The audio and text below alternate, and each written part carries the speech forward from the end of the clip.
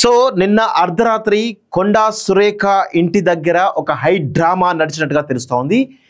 రాష్ట్రాన్ని షేక్ చేసేటువంటి న్యూస్ ఇది. వాస్తవం చెప్పాలంటే రేపటి రోజున జరగబోయేటువంటి పరిణామాలు ఎక్కడికైనా దారితీసేటువంటి అవకాశాలు అయితే చాలా స్పష్టంగా కనబడతా ఉంది. సో దాని గురించి అక్కడ నేను నిన్న అర్ధరాత్రి 1 వరకు కూడా అక్కడే ఉన్నాను నేను. సో మొత్తం సినారియో అంతా కూడా ఈరోజు ప్రజలకు చెప్పదలుచుకున్నాను. సో చాలా అంశాలు ఇందులో ఉన్నాయి. ఏ విధంగా కాంగ్రెస్ పార్టీలో ప్రభుత్వంలో జరుగుతున్నటువంటి ఈ యొక్క పరిణామాలను ఏ విధంగా అనలైజ్ చేయొచ్చు అనేది చాలా స్పష్టంగా మీకు చెప్పదలుచుకుంటున్నారా.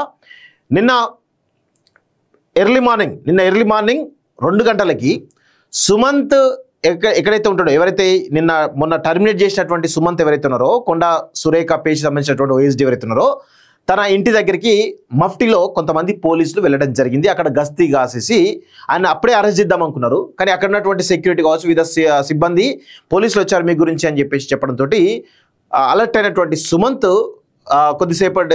కొంత సమయం తర్వాత మినిస్టర్ గారి ఇంటికి వెళ్ళడం జరిగింది. సో నిన్న పొద్దున మినిస్టర్ గారి ఇంటికి వెళ్ళిన తర్వాత అక్కడ టాస్క్ ఫోర్స్ సంబంధించిన పోలీసులు అటు ఇటు తిరుగుతూ సుమంత్ అక్కడ కన్ఫర్మ్ చేసుకొని నిన్న సాయంత్రం 7-8 గంటల ప్రాంతంలో ఒక 4-5 మఫ్టీలో ఉన్నటువంటి పోలీసులు డైరెక్ట్గా కొండా సురేఖ ఇంటి దగ్గరికే వెళ్ళి సుమంత్ను పంపివ్వండి, సార్ అడుగుతున్నారని చెప్పేసి ఆయన తీసుకుపోవడానికి ట్రై చేయడం జరిగింది. ఆ క్రమంలో కొండా సురేఖ కూతురు ఎవరైతే ఉన్నారో కొండా సుస్మితా పటేల్ వాళ్ళ మీద చాలా సీరియస్గా వాగ్వాదం చేసేసి పంపించడం జరిగింది. ఆ తర్వాత తెలిసిన సమాచారం ఏంటి అంటే బెటాలియన్ జూబ్లీహిల్స్ పిఎస్ సంబంధించిన బెటాలియన్ మొత్తం కూడా పెద్ద ఎత్తున ఒక 100 మంది పోలీసులు వచ్చి సుమంత్ను అరెస్ట్ చేద్దామనే దాంట్లో ఉన్నట్టు చాలా స్పష్టంగా తెలుస్తూ ఉంది. ఈ క్రమంలో సుమంత్ను తీసుకొని తను మినిస్టర్ క్వార్టర్స్కో వరంగల్కో వెళ్తా అన్నట్టు చెప్పడం జరిగింది. ఇది జరిగినటువంటి సినారియో.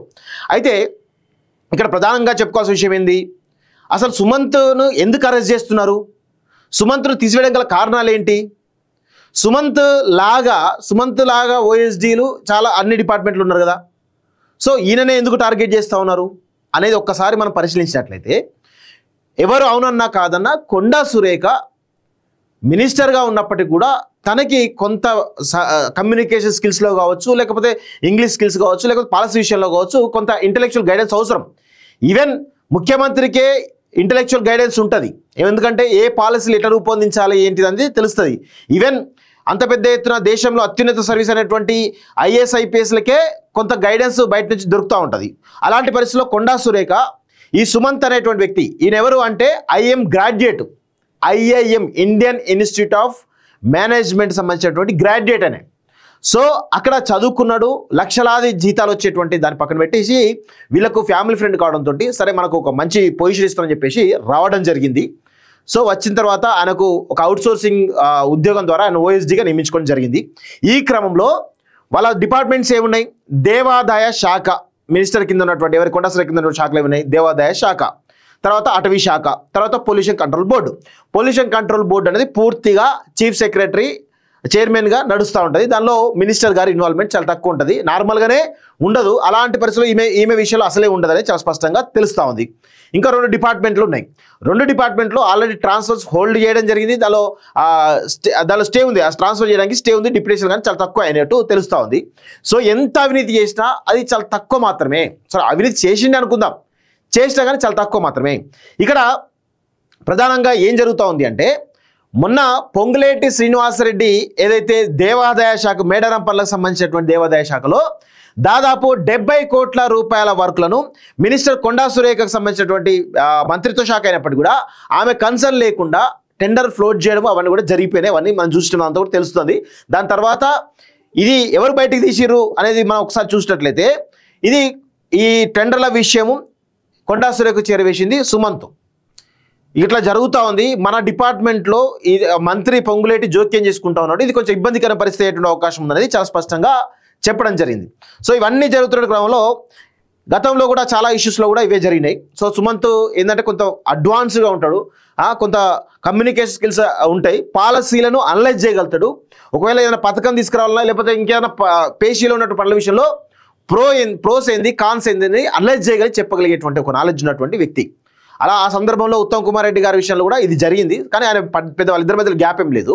కానీ పొంగులేటి శ్రీనివాసరెడ్డి మాత్రం 100% సుమంత్ను టార్గెట్ చేస్తూ ఆయన టర్మినేట్ కావడానికి ఈరోజు వేం నరేందర్ రెడ్డి సుమంత్ ఇద్దరు కలిసి ప్లాన్ చేసి ఆయన తీపియడం జరిగింది.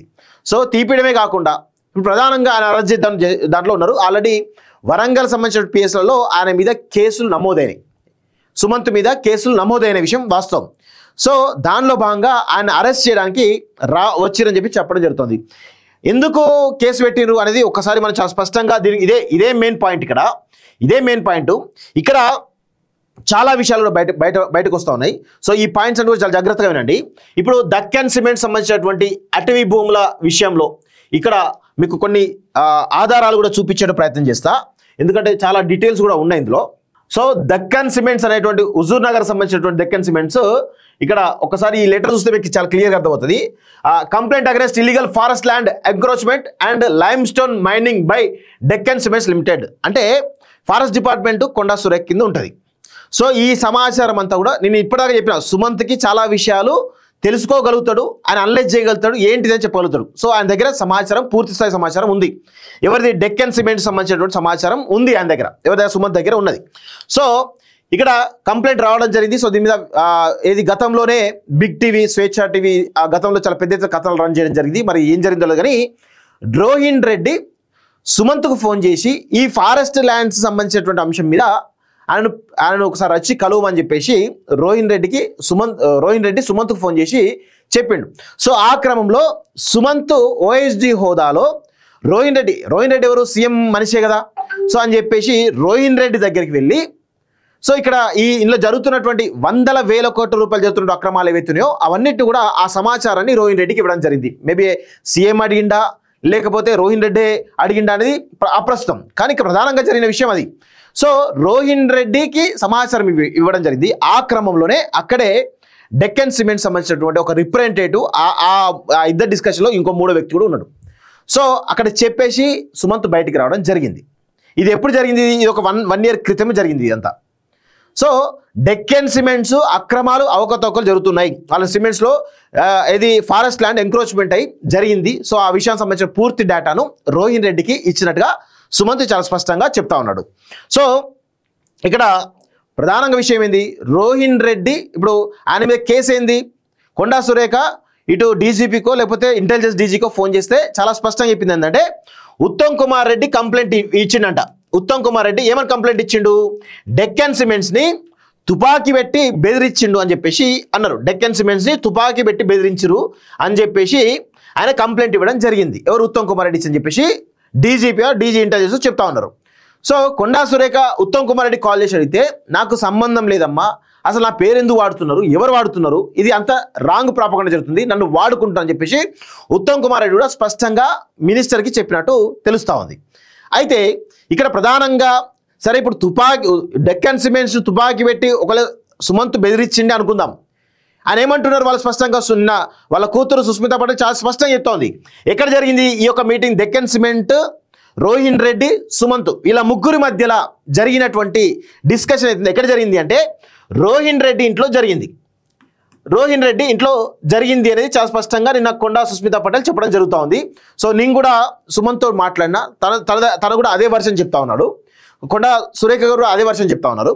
సో ఈ క్రమంలో రోహిన్ రెడ్డి ఆధ్వర్యంలో ఒకవేళ తుపాకీ పెట్టి సుమంత్ కనుక ఎవరైనా డెక్కన్ సిమెంట్స్ బెదిరిస్తే రోహిన్ రెడ్డి ఆధ్వర్యంలోనే ఆయన కళ్ళ ముందే జరిగినట్టుగా మనం భావించాలి కదా ఒకవేళ అనుకుంటే. మరి ఇప్పుడు రోహిన్ రెడ్డి పాత్ర ఏంది ఇందులో? రోహిన్ రెడ్డి ఇంటికి రోహిన్ రెడ్డి దగ్గర పోయి ఇక్కడ ఇంకా మీడియాలో ఒక విషయం ఏంటంటే ఇక్కడ ఒకసారి మీకు చూపించే ప్రయత్నం చేస్తా, ఎంత దారుణంగా బీసీల మీద ఎంత దారుణ కుట్ర జరుగుతుందో ఒకసారి మీకు చూపించే ప్రయత్నం చేస్తా. డెక్కన్ సిమెంట్స్ పై రాసినట్టు కథనాలు చెప్తే చూద్దాం. హుజూర్ నగర్ లో ఉత్తమ్ని కాదని చేస్తే అంతే సంగతులు, ఫారెస్ట్ ల్యాండ్స్ ఎన్ని కబ్జాలైనా పట్టించుకోరు, డెక్కన్ సిమెంట్స్ ను భారీగా భూ కేటాయింపులు చేశారు, ఆ తర్వాత 3000 కోట్ల అధిక ఖనిజాలతో 5000 కోట్లకు అమ్మకం పెట్టే తీరుంటూ చూస్తాం. సో ఇక్కడ చూడండి, మాకు పైసా పై ఉన్న జస ఫారెస్ట్ పై లేని ప్రభుత్వాలు, మాకు పర్సనల్ గా 100 కోట్లు ఇస్తే చాలనుకున్న మంత్రులు వారి అనుచరులు, ఇప్పుడు అదే ఊరి అయిన వైనం. 2 నెలల క్రితం కేంద్ర ప్రభుత్వం లెటర్తో బెదిరించిన సుమంత్, రోహిన్ రెడ్డికి అధిక మొత్తంలో ఆశ చూపించి ఆయన ఇంటిలోనే బెదిరింపులు. ఇక్కడ చూడండి ఎంత దారుణంగా మ్యానిపులేట్ గా ఆ వార్తలు బయటికి ప్రసారం అవుతున్నాయో చూడండి. రోహిన్ రెడ్డికి అధిక మొత్తంలో ఆశ చూపించి ఆయన ఇంట్లోనే బెదిరింపులు అన్ను చూస్తా ఉన్నాం కదా. ఇక్కడ చాలా స్పష్టంగా రోహిన్ రెడ్డికి అధిక ఆశ చూపించి రోహిన్ రెడ్డికి అధిక ఆశ ఎవరు ఓఎస్డి చూపించిండు. ఓఎస్డి చూపించి ఆయన ఇంట్లో బెదిరించడానికి అంటే బెదిరిస్తున్నా అంటే ఓఎస్డి సుమంత్ అంత బలవంతుడా ఆయన ఖాళీ ఓఎస్డి కదా. అంటే రోహిన్ రెడ్డి సీఎంకి దగ్గరగా ఉండేటువంటి రోహిన్ రెడ్డిని ఆశ చూపించి బెదిరించని చెప్పేసి అంటే ఎవరు నమ్మాలి? ఇదంతా నమ్మశక్యంగా కలిగే విషయమా?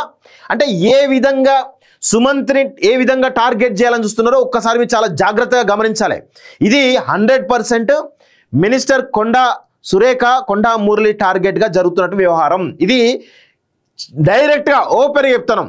రెడ్లు వర్సెస్ పద్మశాలి మరియు మున్నూరు కాపు ఫైట్ అనేది చాలా బలంగా జరుగుతా ఉన్న విషయం గమనించాలి. ఇది బీసీల పైన జరుగుతున్నటువంటి కుట్రగా మనం అభివర్ణించాల్సిన అవసరం అయితే ఉంటుంది. సో ఇటీవల వ్యవహారంతో బయటపడ్డ సుమంత్ లీలలు అంటూ చూస్తూ ఉన్నాం. ఇది పరిస్థితి. అంటే ఒక రోహిన్ రెడ్డి డబ్బులు ఆశ చూపించిండు, తన ఇంటికి వచ్చేసి పిస్తోల్తో బెదిరిస్తూ ఉంటే రోహిన్ రెడ్డి ఏమంటలేడంటే ఏమనుకోవాలి? ఏం జరిగింది ఇక్కడ, దీని వెనకాల జరుగుతున్న విషయాలు ఏంటనేది రోహిన్ రెడ్డి చాలా స్పష్టంగా చెప్పాల్సినటువంటి అవసరం అయితే ఉంది.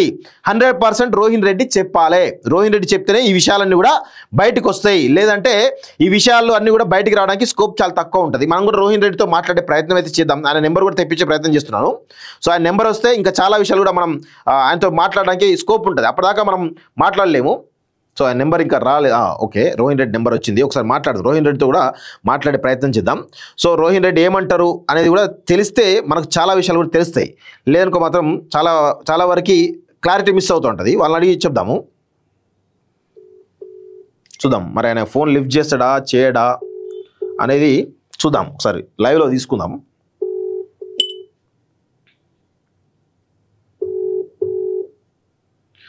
సో నాకు తెలిసి లిఫ్ట్ చేయకపోవచ్చు, చూద్దాం. ట్రై అయితే చేద్దాం. ఒక 2-3 సార్లు అయితే ట్రై చేసి చూద్దాము. ఆయన క్లారిటీ కూడా తీసుకుంటే చాలా విషయాలు కూడా తెలుస్తాయి. ఎందుకంటే వీళ్ళు ఇటు మినిస్టర్ గారు ప్రభుత్వంలో ఉన్నారు, ఇటు రోహిన్ రెడ్డి కూడా సీఎంకి దగ్గరలో ఉన్నారు. కాబట్టి ఈ విషయాలన్నీ వీళ్ళని అడిగితే క్లారిటీ వచ్చేటువంటి అవకాశం అయితే ఉంటుంది. ఇందులో ఇంకా చాలా విషయాలు ఉన్నాయి, ఇంకా చాలా చెప్పాలి, చాలా అంశాలు చెప్పేటి ఉన్నాయి. బిజీ వస్తుంది. నాకు తెలిసి లేపకపోవచ్చు.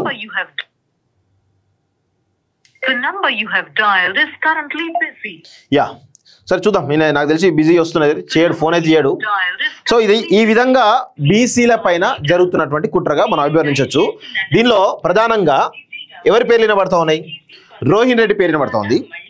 తెర వెనుక వేం నరేందర్ పేరు వినబడుతుంది. ఇంకా పొంగులేటి పేరు వినబడుతోంది, పొంగులేటి శ్రీనివాసరెడ్డి. ఎవరు? రోహిన్ రెడ్డి, వేం నరేందర్ రెడ్డి, పొంగులేటి శ్రీనివాసరెడ్డి.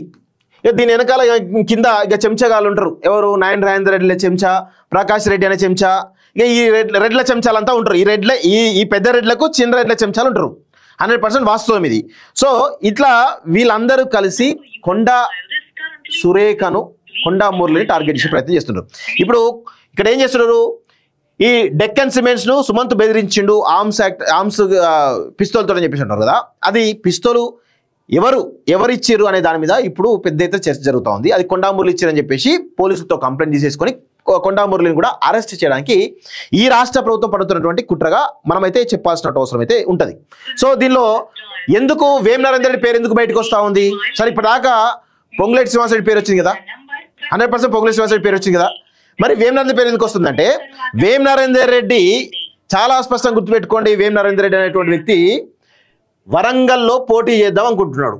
సో ఇప్పుడు ఏం జరుగుతుంది అక్కడ? వరంగల్ వెస్ట్ సంబంధించిన విషయంలో ఆల్రెడీ నాయన్ రెడ్డి ఉండడం జరిగింది. సో ఇప్పుడు ఈస్ట్లో ఆల్రెడీ కొండా సురేఖ, పద్మశాలి మరియు మున్నూరు కాపు సంబంధించి బీసీ బిడ్డ ఉన్నది. సో ఇప్పుడు ఆమెను ఏదో విధంగా బ్లేమ్ చేయగలిగితే 100% ఈస్ట్ నుంచి నేను పోటీ చేయొచ్చు, రాబోయే రోజుల్లో నేను మినిస్టర్ కావచ్చు అని ఈయన యొక్క కుటిల ప్రయత్నం వేం నరేందర్ రెడ్డిది. అందుకే ప్రతిసారి కూడా ఈ వేం నరేందర్ రెడ్డి, పొంగులేటి శ్రీనివాసరెడ్డి ఇద్దరు కలిసి, పొంగులేటి శ్రీనివాసరెడ్డి ఎవరు? వరంగల్ ఇన్ఛార్జ్, మంత్రి plus Warangal incharge. Okay, so ఈ క్రమంలో వీళ్ళిద్దరూ కలిసి కొండా సురేఖను టార్గెట్ చేసే ప్రయత్నం చేస్తున్నారు. సో ఆమెను పెద్ద ఎత్తున బ్లేమ్ చేయాలని దానిలో ఉన్నారు. దీనికి కొంత చెంచాలు, ఇద్దరు రెడ్ల చెంచాలు ఉన్నారు. ఎవరు? నాయన్ రాజేందర్ రెడ్డి, ప్రకాష్ రెడ్డి, రేవూరు ప్రకాష్ రెడ్డి, ఇద్దరు చెంచాలు. ఈ పెద్ద రెడ్లు కలిసి పెద్ద ఎత్తున వాళ్ళపైన దుష్ప్రచారం చేసే ప్రయత్నిస్తున్నాం. మళ్ళీ వీళ్ళకు వెనకాల ఎవరు మన కడియం శ్రీహరి ఉంటాడు. ఆ తర్వాత ఇక ప్రతిపక్షంలో వీళ్ళ టీడీపీ బ్యాచ్ కాబట్టి వీళ్ళకు ప్రతిపక్షంలో ఉన్నటువంటి ఎర్రబెల్లి దయాకర్ రావు ఉంటాడు. ఇది అందరూ తెలిసిన విషయమే. సో ఈ విధంగా పెద్ద ఎత్తున జరుగుతున్నటువంటి కుట్రను ఏదైతే ఉందో దీన్ని తెలంగాణ సమాజం గమనించాలి. సొంత మంత్రికి సంబంధించినటువంటి అనుచరుల పైన ఒక టాస్క్ ఫోర్స్ ఎస్ఐ వెళ్ళి ఏ విధంగా అరెస్ట్ చేద్దాం అనుకుంటాడు అంటే ఏ విధంగా కుట్ర పన్నుతున్నారు వీళ్ళు. సీఎం రేవంత్ రెడ్డికి తెలియకుండా జరుగుతున్నది ఇది. ఉత్తమ్ కుమార్ రెడ్డిని అడుగుతానేమో నాకు సంబంధం లేదంటున్నాడు. మరి కేసు ఎవరు పెట్టిర్రు? ఆయన పైన ఈ ఎక్స్టార్షన్ సంబంధించిన కేసు ఎవరు పెట్టిర్రు? ఇది తెలవాలి, 100% తెలవాలి. ప్లస్ ఎక్స్టార్షన్ కేసు ఏదైతే పెట్టిరో దానిలో రోహిన్ రెడ్డి పేరు కూడా ఉండాలి కదా. రోహిన్ రెడ్డి పేరు ఎందుకు ఉండడం లేదు? ఇది ఒకసారి అందరూ గమనించాలి. నాకు తెలిసి అయితే నాకైతే డౌటే. వీళ్ళు కావాల్సుకొని బీసీలను టార్గెట్ చేసే ఉద్దేశంతో ఉన్నారు. వీళ్ళు బీసీ 42% రిజర్వేషన్లో ఏం చిత్తశుద్ధితో చేశారు? ఏమన్నా ఏమి చిత్తశుద్ధితో చేయలేదు. కేవలం బీసీలను మభ్యపెట్టే ప్రయత్నం చేశారు. బీసీలను రాజకీయం ఎదుర్కొండా చాలా పెద్ద ఎత్తున కుట్రలు చేస్తూ ఉన్నారు.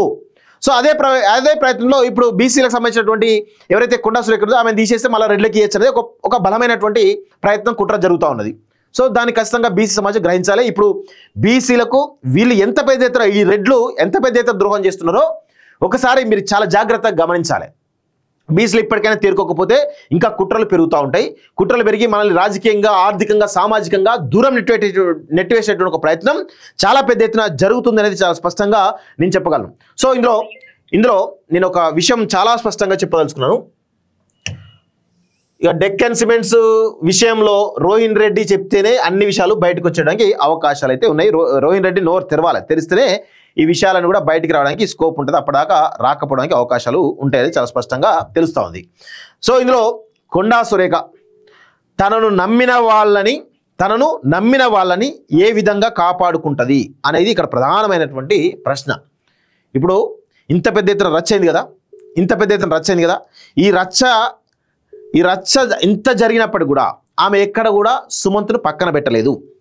సుమంత్ను తన వెంట తిప్పుకుంది. నిన్న అర్ధరాత్రి సమయంలో సుమంత్ని తన కారులో తీసుకొని పోవడం జరిగింది. సుమంత్ ఆ కారులో ఉన్నాడు, నేను అక్కడే ఉన్నాను.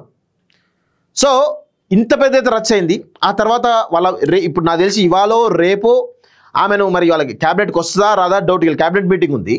సో ఈ క్రమంలో ఆమె సార్ జూబ్లీస్ ఎన్నిక తర్వాతనా లేకపోతే ఇంకా రేపా మాపా తెలియదు కానీ మొత్తానికైతే ఆమెను మంత్రివర్గం నుంచి బర్తరఫ్ చేస్తారు. ఒకటి. రెండోది మంత్రివర్గం నుంచి బర్తరఫ్ చేస్తారు.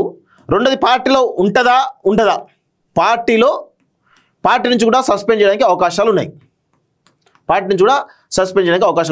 సో ఇన్ని కారణం ఎవరు? సుమంత్ కదా. సో ఇవన్నీ ఫర్ సపోజ్ అనుకుందాం సుమంత్ అనుకుందాం కదా. ఇప్పుడు కొండా సురేఖ గనక నాకు పార్టీయే పరమావధి, నాకు ఈ పదవే పరమావధి, లేకపోతే నాకు మినిస్టర్ పదవే పరమావధి అని అనుకుంటే ఖచ్చితంగా 100% సుమంత్ను పరోక్షంగా ప్రత్యక్షంగా బయటకు పంపించేది. అరే బాబు నువ్వు కొన్ని రోజులు ఎక్కడ యూస్కో అటు ఇటు పోయిరాపో, ఒక నెల 2 నెలలు ఇష్యూ మధ్య సద్దుమని దాకా పోయిరాపో అని చెప్పడానికి అవకాశం ఉంటుంది. ఆమె తప్పించుకోవడానికి అవకాశం ఉంటుంది, పదవి కాపాడుకోవడానికి అవకాశం ఉంటుంది. కానీ ఒక మినిస్టర్ పదవిని సైతం ఈరోజు ఒక కార్యకర్త, ఈయన సుమంత్ అనే వ్యక్తి వాళ్ళ నమ్ముకున్నటువంటి ఒక కార్యకర్త లాంటివాడే. అలాంటి వ్యక్తి కోసం ఈరోజు రాజకీయ జీవితాన్నే పరంగా పెట్టేదాకా వచ్చిరంటే వాళ్ళని నమ్ముకున్న వాళ్ళ కోసం ఎంతకైనా ఎక్కడి వరకైనా పోవడానికి ఏ విధంగా సిద్ధంగా ఉంటారో ఒకసారి ఆలోచించుకోవాలి. ఈరోజు నేను చెప్తా ఉన్నాను, సీఎం రేవంత్ రెడ్డి ఉన్నాడు కదా. సీఎం రేవంత్ రెడ్డికి సీఎం కాకముందు తనకు చాలా పెద్ద ఎత్తున ఫ్యాన్ ఫాలోయింగ్ ఉండే, చాలామంది అనుచరులు పెద్ద ఎత్తున ఉండే. ఈరోజు ఆ కోర్ అనుచరులు ఎవరైతున్నారో, కోర్ అంటే దగ్గర ఉన్న అనుచరులు ఎవరుతున్నారో సీఎం అయిన తర్వాత వాళ్ళెవరు కూడా ఆయన దగ్గర పోవడం లేదు. ప్లస్ వాళ్ళ కోసం ఆయన ఏమైనా చేస్తుండా లేదా పక్కన పెడితే ఏ చిన్న మిస్టేక్ జరిగినా వాళ్ళని దూరం పెట్టిన సందర్భాలు కూడా ఉన్నాయి, చాలామంది ఉన్నారు అట్లా. సో అదేవిధంగా ఏ నాయకుడైనా తీసుకోండి, కేసీఆర్ తీసుకోండి, కేటీఆర్ తీసుకోండి, హరీష్ రావు తీసుకోండి, కవిత తీసుకోండి, ఎనీ నాయకుడు, ఈవెన్ ఏ నాయకుడని తీసుకోండి, ప్రతి నాయకుడు కూడా ఒకవేళ కార్యకర్తలు తెలిసో తెలియకో ఇంకేదన్నా సందర్భంలో తప్పు చేసిండో చేయకపోయినా రూమర్స్ వచ్చినా కానీ మీడియాలో వచ్చిన కథలు వచ్చినా కానీ ఇమీడియట్గా ఆ పర్సన్ని తీసుకుపోయి బయటను ఎక్కడో పెట్టేసి ఆయన దగ్గర కూడా రానియరు. కానీ కొండా సురేఖ మాత్రం ఇంత పెద్ద ఎత్తున ఆయన టర్మినేట్ చేసినప్పుడు కూడా, ఇంత పెద్ద ఎత్తున ఎక్స్ట్రాషన్ కేసు పెట్టినప్పుడు కూడా, ఇంత పెద్ద ఎత్తున అరెస్ట్ చేయడానికి ఈ రాష్ట్ర ప్రభుత్వంలో కీలకంగా మంత్రిగా ఉన్నటువంటి ఆ అనుచరుడి మీద ఇంత పెద్ద చేస్తున్నప్పుడు భయపడకుండా కొండా సురేఖ ఆయన వెంబడి నిలబడ్డది. ఎవరి కోసం? సుమంత్ తప్పు చేయలేదనేటువంటి ఒక నమ్మకంతో ఆయన వెంట నిలబడ్డది. సో ఆయన కాపాడుకునేటువంటి ఒక ప్రయత్నం చాలా పెద్ద ఎత్తున చేస్తూ ఉంది. దానికోసం నా మంత్రి పదవి కాదు, నా ఎమ్మెల్యే పదవి కాదు, నా పార్టీ పదవి కాదు, దేదైనా పోనీయండి, నేను నా కార్యకర్తను కాపాడుకొని ప్రియారిటీ ఇస్తా అని చెప్పేసి అంటున్నది. అంటే వీళ్ళు కార్యకర్తలకు ఎంత ప్రియారిటీ ఇస్తారనేది ఒకసారి చాలా స్పష్టంగా అర్థం చేసుకోవాలి. ఇలాంటి నాయకులు దొరకరు, చాలా అరుదుగా ఉంటారు. చాలా అక్కడ ఉంటారు అంతే తప్ప ఎవరు ఉండరు. కార్యకర్తల కోసం ఎంతకైనా తెగించడానికి తమ జీవితాన్ని, తమ ఆస్తులని, తమ పదవులని, తమ రాజకీయ జీవితాన్ని కూడా, రాజకీయ ఎదుగుదలను కూడా ఈరోజు వాళ్ళు కేర్ చేయట్లేదు. అంటే వాళ్లకు ప్రజల మీద, తమని నమ్ముకున్నటువంటి కార్యకర్తల మీద, ప్రజల మీద ఏ విధమైనటువంటి ప్రేమ ఉందో మనం అర్థం చేసుకోవాల్సిన అవసరం అయితే ఉంటుంది. ఇది జరుగుతున్నటువంటి స్టోరీ. ఇలా చాలా విషయాలు ఉన్నాయి. మరొక్కసారి రోహిన్ రెడ్డితో కూడా మనం మాట్లాడే ప్రయత్నం చేద్దాం. రోహిన్ రెడ్డి ఏమంటారు, తన యొక్క ఒపీనియన్ ఏమైనా తీసుకునేటువంటి ప్రయత్నం అయితే చేద్దాం. నాకు తెలిసి లేపితే మంచిదే, కానీ లేపడు 100% లేపడు 100% లేపడు. ఎందుకంటే ఈ పరిస్థితుల్లో లేపితే బుక్ అవుతారు కాబట్టి ఆయన చెప్పుకోదే, ఆయన దగ్గర సమాధానం ఉండకపోవచ్చు. మేబీ ఏం జరిగిందో కూడా గుర్తుండకపోవచ్చు, ఎందుకంటే 1 year బ్యాక్ జరిగినట్టు స్టోరీ కదా. సో ఇది పరిస్థితి, లేపడు కూడా. ఓకే, ఇది జరుగుతున్నటువంటి సినారియో మిత్రులారా. ఇక్కడ ఇంకో గమనించాలి, నిన్న సుస్మితా పటేల్ చాలా అంశాలు ప్రస్తావించడం జరిగింది. ప్రభుత్వం షేక్ అయ్యేటువంటి అంశాలు. ఈరోజు తమ ఫాదర్ మాజీ ఎమ్మెల్సీగా ఉన్నారు, ఆయనకు థ్రెట్ ఉంది, ఆయనకు ఉన్నటువంటి గన్మెన్లు తీయడం జరిగింది. అసలు ఏ థ్రెట్ లేనటువంటి తిరుపతి రెడ్డికి, అదేవిధంగా మిగతా వాళ్ళ అన్నదమ్ములు అందరికి కూడా ఏ గన్మెన్లు ఎందుకు ఇచ్చి చెప్పి ఒక ప్రస్తావన చేయడం జరిగింది. వీళ్ళు చేస్తున్నటువంటి దందాల విషయంలో కూడా ఆమె చాలా స్పష్టంగా చాలా విషయాలు కూడా ప్రస్తావించడం జరిగింది. అసలు డైరెక్ట్గా సీఎం రేవంత్ రెడ్డి డైరెక్షన్లోనే డెక్కన్ సిమెంట్స్ యొక్క ఈ వ్యవహారం జరిగింది అనేది చాలా స్పష్టంగా చెప్పడం జరిగింది. రేవంత్ రెడ్డి ఆదేశాలతోటే రోహిన్ రెడ్డి సుమంత్ కాల్ చేసి పిలిపించడం జరిగింది, సబ్జెక్ట్ తీసుకోవడం జరిగింది. డెక్కన్ సిమెంట్స్ వ్యక్తి కూడా ఆడనే ఉండడం జరిగింది. సో ఆ క్రమంలో ఇవన్నీ కూడా జరిగినాయి అనేది చాలా స్పష్టంగా ఆమె చెప్పడం జరిగింది. ఇది కాంగ్రెస్ పార్టీకి చాలా పెద్ద దెబ్బ, 100% పెద్ద దెబ్బ. ఇక దీన్ని మరి ప్రతిపక్షాలు వాడుకోవాలి కదా, వాడుకుంటాయా అంటే నాకు డౌటే. ఎందుకంటే 100% ప్రతిపక్షాలు దీన్ని వాడుకుంటాయా, వాడుకోవు. సో వీళ్ళు ఏమైనా సొక్కం పూసల కాంగ్రెస్ వాళ్ళు అంటే అది కనబడతలేదు. అసలు వాళ్ళే ఒక మినిస్టర్కి సంబంధించిన ఇంటికి పోయి అరెస్ట్ చేయడానికి పోతున్నారు అంటే ఎంత పరువు సమస్య కాంగ్రెస్ పార్టీ ప్రభుత్వానికి. అసలు మీరు పాలకులో ఉన్నారా, ఏం జరుగుతూ ఉంది? ప్రతిపక్ష నాయకుల మీద కక్ష సాధింపున్నారు కానీ సొంత పార్టీ నాయకుల మీద, అది మినిస్టర్ మీద ఎందుకు ఇదంతా కక్ష? మీకు అంతలా తీటా ఉంటే వాళ్ళ మినిస్టర్ పదవి తీసేయండి, అది చేత కాదు మనకి. అంటే ఏ విధంగా ఉందో ఒకసారి అర్థం చేసుకోవాల్సిన అవసరం అయితే ఉంది. సో కొండా సుస్మితా పటేల్ కూడా చాలా అంశాలు చెప్పింది. సో ప్రజలు డిసైడ్ కావాల్సిన అవసరం అవుతుంది. సో ఇక్కడ పత్రికలు కూడా ఏ విధంగా రాస్తున్నాయో మనం మీకు చాలా క్లియర్గా చెప్పినాం. సుమంత్ మీద ఏ విధంగా దుష్ప్రచారం జరుగుతుందో చూస్తా ఉన్నాం.